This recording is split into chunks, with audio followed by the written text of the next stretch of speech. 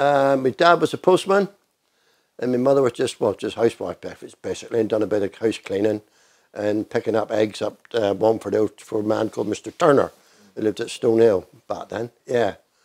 And your dad as a postman, what sort of life did he have? Oh, pretty full on. If when he won posting, he'd be out shooting. He's shooting mad, really, a bit like me. On Saturdays, if he was posting, the post got delivered quite quick on the Saturday because he used to like go out ferreting with his brother. I always used to say Ernie used to come around pretty fast on a Saturday so he could get home, get out with his brother and go ferreting somewhere. Yeah. One Saturday, I believe it was, I was down my grand's with my mother, and it was raining that day, and father come down. We said, I'm going down Wamford and see if I can get a duck. So mother said, you must be very mad, you could get wet through. Well, he said, I got on all my gear, I'll be all right. So away he goes. Anyway, probably 3 parts of an hour, he comes back like a drowned rat. Lost his gun, lost his hat. He was pretty wet through. Oh, I've fallen in the river, he said, trying to retrieve this duck he shot. Now I've lost my gun. Because father couldn't swim, he managed to get across the stand brooms and grab a bloody stick and pull himself out. So we thought, Christ, how are we going to get my gun back now? So he got the boys up from Instow, the army fellas, 2 of them, divers. I don't know, he got to know, he must have known there was an army place down, so he rung them up or something. And they went in the river. And they turned for this like an old silver tin they saw, and they sort of looked around there, and then they found this gun, which is lucky. So I thought, right, this gun I shan't be able to keep now, you know. So he cleaned it all up, and he flogged, I don't know where he flogged the Donald lad, who it was. And blow me, he went to a clay pigeon shoot somewhere. There's this chap there, and father got looking, he said, oh, he said, where did you get the gun then? Oh, he said, Donald lad, I believe. Oh, he said, that's my old gun you got there, you know.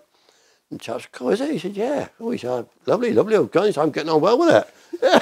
So I thought, thank Christ for that, you know. But how funny he saw that one again, you know. So he didn't tell him it had been in the river? No, he didn't, no. No, he didn't, no. How did the duck taste? He didn't get him. No, he didn't get the duck. No.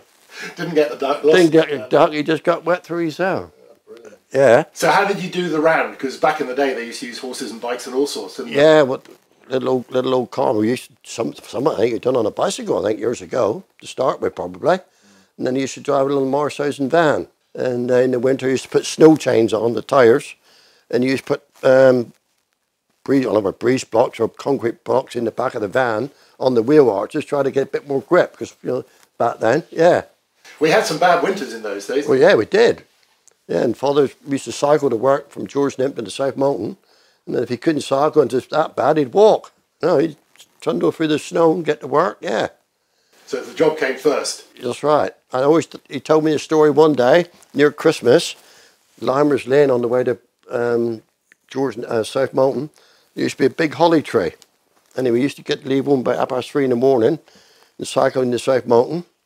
And he's going along and he see this light up quite high. There was a chap up the top of the blooming holly tree nicking holly for Christmas. Yeah. But I know, like, father, when he wasn't working on the post office, he'd had like if he had a half a day off or something, he used to go over Herbie Elwood with his Brimhouse, helping him. And he used to ride the combine, doing the bags, you know. Herbie Elwood used to drive the combine. And I know father told me the story there. There was cutting corn, and father was on the, you know, looking after the sacks. And he looked behind, the bloody straw was on fire. So father grabbed the Hessian sack, slid down the chute of the combine, or where the sacks went back and baited the straw out. And because Herbie Elwood, they say, he would smoke Tom Thumb cigars. So anyway, when he got to the end of the row, father said, "Oi!" Herbie said, "What's the matter? You better stop smoking those Tom Thumb cigars." He said, "You just set the bloody straw alight. I had to get out and bed it out." Oh, Christ, he said. And so out of that, he wouldn't smoke then when he was combining. But yeah. And your dad had an interesting backstory. He fought in the war, hadn't he? Yeah, he was out in India. That's right, yeah. Yeah, because like I say, he worked on this farm out Chillamalt, called the Firs, I think it was. And one Sunday he went down the river shooting these ducks. And the farmer got like hell about it. So he come home and he said to his mother, he said, "I'm going to join the army." So he went down Barnstable and signed up. and went in the army then. So he signed up knowing Yeah, he'd have to fight in the war. Yeah, that's right. Yeah.